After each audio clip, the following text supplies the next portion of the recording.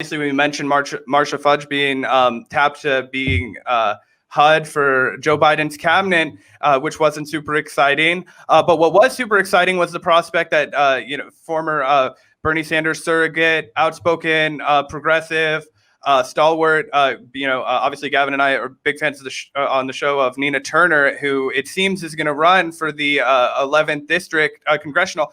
Talk about a powerhouse for the squad. I just wanted to get your reaction to Nina Turner potentially running for Congress. Yeah, I love Nina Turner. Again, full disclosure, like I love her. I met her when we've never had the good fortune of meeting her, but I had pictures with her. I was like, I had to take pictures so I can prove that I knew her, and then I met her when she was because she was in South Carolina a lot for the primaries, and I was there a lot because I know it's pretty much the first stop when it comes to the primaries, are pretty much rolling from there. And that's why South Carolina was so important, since that was my home state. I made it a point to drive back there as much as possible.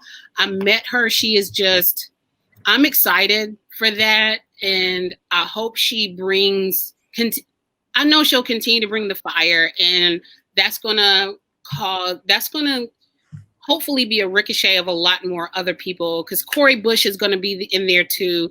Dolman is going to be in there too. Like, there are a lot of people who, the more and more people, Rashida is still outspoken and she's doing a lot. I love her. She's so badass. I think out of the entire squad, Rashida would be my absolute favorite if you had favorites. I love Rashida Tlaib. I love Rashida, but I want Nina to do that, and I want to do what I can to help her. She is a genuinely warm person, and she genuinely cares. I've met other people in politics. I worked for Jim Clyburn way back in the day. I did like an internship with him. Yeah, I think I've met many different politicians to where when you meet them, it's like, I can't explain it, but their eyes are not fully there. They're like almost dead-eyed. Mm-hmm. Nina genuinely cares about people. She genuinely does. Now, you don't have to agree with her on every single thing, because you're never going to agree with everybody on everything. I don't even agree with myself on everything. But she is truly passionate about people, and she's passionate about working class and poor people. And she's genuinely passionate about making a change for everyone and uplifting everyone. That is really who she is. And Marcia Fudge being out and Nina going in, if Nina going in there, I really want that for her, and I want that for us. Have you heard, I haven't been as much into, I'm pretty much kind of like divested from electoral politics as much, because I feel like right now at this moment, I'm needed more in local community and community organizing on other levels. Nina would probably be the one person that would make me say, you know what, I did say I wasn't going to do this anymore, but since it's Nina, like, I think a lot of people feel that way. We might pack up our shit and move to Ohio. Yeah, like, okay, you got me. You got me. After she was part of the People's Convention, I did notice some people were kind of, I guess, disappointed that she's choosing to run as a Democrat. I think some people were hoping that she would try to really kick off the People's Party by running as a candidate with them and kind of lending her popularity to that organization. I have mixed feelings about it all, but MPP wasn't even registered in Ohio, so it's really not possible. Yeah. Do you have any just what's your thinking on working from inside the Democratic Party versus outside the Democratic Party? Because I just feel like there's so many interesting opinions on this, and I go back and forth a little bit. Obviously, I think the Democratic Party is damn near unsalvageable, and after the way they treated Bernie Sanders, I'm very skeptical that they would treat someone like Nina Turner any differently were she to run for president in 2024. But I'm also like, you got to do what you got to do, and I'd rather her be in that spot than some corporate fucking Democrat. So yeah, it's kind of like. They don't have anything going right now in Ohio. It'd be great if the People's Party could go ahead and get in there. I would prefer if Nina were to run as an independent and not be a part of the Democratic Party, or to even try to uplift and put the People's Party on the map, because I don't believe that the Democratic Party can be saved. This whole working from within isn't going to work. It hasn't. If that was going to work, it would have already. I do not think that party is worth saving. I think the best thing for this country moving forward, and people who are on the left, whether they call themselves progressive, which a lot of Democrats are co-opting that, which is why I say people should really look into what they believe in and start saying these things, like socialists or communists or anarchists or whatever they want to be, Marxists, whatever. They need to start saying these things. So there needs to be some sort of party that actually represents them. It would be great if we had an actual labor party, a labor movement come in. I think would be phenomenal in that. So, but what's your beef with People's Party? Did you say that you weren't like a fan of them, or you weren't like you don't think? I'm not saying I wasn't, because I see the things that they're trying to do, and I'm not anti the People's Party right now, because they're just really trying to get started. And it would have been great if Nina could have run like under that banner, but I understand why she can't, because they're not really. They're not going to be able to convention yet either. They haven't really established their. Yeah, they're still really. About. Yeah, it's going to take a minute, but I do not believe that the Democratic Party is worth saving. Just like, and I need to be clear and say, if I don't like the Democrats, I can promise you I don't like Republicans, because I think people. That goes without saying. People, that goes without saying. I get that a lot. Like, so you support Republicans? Absolutely not. Like, they are non-factor completely. Like, they are. I'm definitely wouldn't go for them, but I don't think the Democratic Party is worth saving. I said earlier this year, after seeing everything happen, and then they have not proven me wrong yet, I have no intention of ever voting for a Democrat ever again, as long as that party exists in the way that it does right now, because they are not serving the people and they're not for the people. And even when you have people I love that, or who not I love, but I like, because I love Nina, but other people that I like who like Rashida, like Ilhan Omar, and other people who are really trying to do things like Cori Bush. I like her a lot. Like, I'm really supporting her. I don't believe. I think she's going to be a firebrand in the Congress. I can't wait until she comes to Congress. Yeah, but I don't think she's going to get the support, just like the squad didn't really get a lot of support, just like they harassed Nina. And I am not looking forward to how they're going to treat her. When she's running. I'm not looking forward to how they're going to treat Cori, and I'm not looking forward to how they're going to be treating Jamal. I was glad to see and happy to see Jamal go at the president about the defunding the police. Like former President Obama, like that was big, even though I wish he would have gone further and finished that quote when he said Black capitalism isn't going to destroy capitalism, only socialism will. That quote, but that Fred Hampton quote, I wish he would have gone further. Like, there's no point at this point, there's no need to be nice or be a coward. Either go all the way or not at all. So, like, I get Nina's position, like, I'm in Ohio and what can I do? And she's probably doing the best she can with what she has, and she has. And also we should just mention, if Nina Turner does win in Ohio, a state that went to Trump, it does dispel a lot of Democratic Party narratives that they've been trying to push on people, that it would be impossible for a progressive, certainly a Black woman, to win she was a state like senator. Ohio.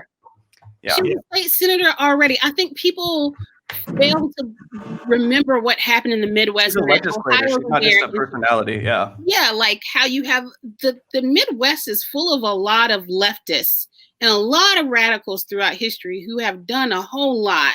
And I don't think people, you hear that flyover country, the Midwest, and they always think about like these rich white people who are like farmers. Either they're rich white people or they're just down on their luck white people, and they're just all for Republicans, as if there wasn't a strong labor movement, as if there wasn't a strong leftist movement in the Midwest with white people had going on, that Black people were doing. That the term populism comes from Kansas. There you go. I don't like the fact that they write off states like Ohio and Illinois and all of these other places that are not Republican, at all. They say that stuff all the time, but look at Georgia. Look at what just happened in Georgia. Went blue. And if you look at a lot of these states, and you look at states like even Mississippi or South Carolina, and you look at these areas that are heavily blue, it is clear that the only reason why these southern states and a lot of these Midwest states are Republican is because of gerrymandering, not because they're just never going to vote for a Democrat, because it's heavily gerrymandered. And also, let's say, for shit's sake, it is. So does that mean as a party, you just abandon them? That makes no sense to me. Oh, we can't get that because that's a Republican stronghold. So you're just not going to fight at all as Democrats.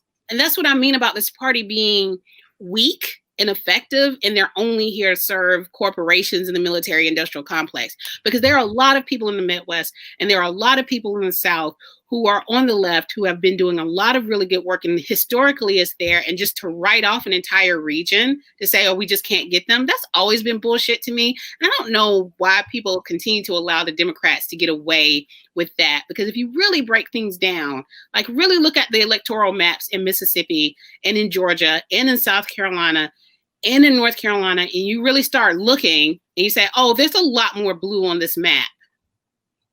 But it ends up going Republican because of gerrymandering and voter suppression, all these different voter ID laws, and just throwing out ballots and all of this BS that they're doing. So what do you think that the left should do in 2024? Do you think they should try to capitalize on that fact and run as a Nina Turner or whoever should run as a Dem, or do you think the third party route is a more viable option? I think that they have learned between the 2016 election and the 2020 election that Democrats is where progress goes to die. Yeah. And if you are on the left and you are continuing to be a part of electoral politics and you still want to subscribe to electoral politics and you believe that that's the way, then there needs to be another party. And I think hopefully the People's Party and I'm okay with it even being more parties than that, a Labor Party. Oh, yeah. There needs to be more parties that's going to start challenging because it's going to force Democrats to actually work for people. That's what it's going to force, because the right is going to just continue to go even further right. They're off the rails, and the Democrats are chasing them. Biden is talking about creating a position in his cabinet to reach out to conservatives. He isn't talking about doing that for the left. He has not announced that was because that article came out. I'm trying to grab it real quick, where he was talking about creating Biden administration will create position to reach conservatives. Yeah, they're gonna put John Kasich or some shit in there, and meanwhile Bernie nor Warren nor literally anyone other than that one fucking guy that we're apparently supposed to be excited about for HHS. Apparently that's something to be excited about, but yeah, you're totally right. Why are you creating a position in your president's administration to cater to conservatives after? And this is why I get so mad with people on the left and all of these places that say we got to vote for Joe and push him left. I kind of wish there was an entire insurgency during the summer of people within the Democratic Party who were like, we're not going to support Joe Biden. We're not going to give him these numbers. We're not just force them to change. Because let's say, even if it wasn't Bernie, even though I supported him, you still had other people who would have been better than Joe Biden. You still had people like Castro. I mean, I'm not a huge fan of Warren, but Warren would have been better than Biden. I mean, she's really soft and clearly easy to manipulate. But even Kristen Gillibrand, which she was a sleeper candidate for, I think, a lot of people, because she was, if you look at her actual Senate record, she was pushing a lot more progressive ideals than a lot of the other people that were on that stage. But it bothers me. I forgot about her. Yeah. I forgot she existed. Is she still even in the Senate? She is, right? Yeah. I never hear about her. Yeah, I think, but for the Biden administration, after everything that people on the left and all these organizations, Black Lives Matter, the NAACP, the Sunrise Movement, all of these other organizations that campaigned and grassroots funded for Biden, to turn around at him to create a position to reach out to conservatives is another slap in the face. And as far as I'm concerned, that should just let you know that, hey, he's not going to be there for you. He's done this. You need to start another party. We got to move on. I do not like Democrats. Again, I will never vote for another Democrat as long as that party exists the way it is, because it's rotten from the top down. And there needs to be a real left insurgency, and there needs to be another party that's going to challenge Democrats and make them really work for the people or get out of the way. Hopefully, and Pelosi is one of those people, because I don't like her either. Oh yeah, fuck Nancy Pelosi. No arguments there. Yeah, and I mean, I think it is still possible, for those people that, like I said, were really disappointed that Nina Turner didn't kind of use her congressional run to maybe kickstart a third party. It is possible that she gets in there as a Democrat, serves her term, and then uses that time in Congress calling the fuck out of all the, calling out all the Democrats. And then in 2024, she does, launch as a People's Party. Because it takes time to build an actual political party and to get put on the ballot.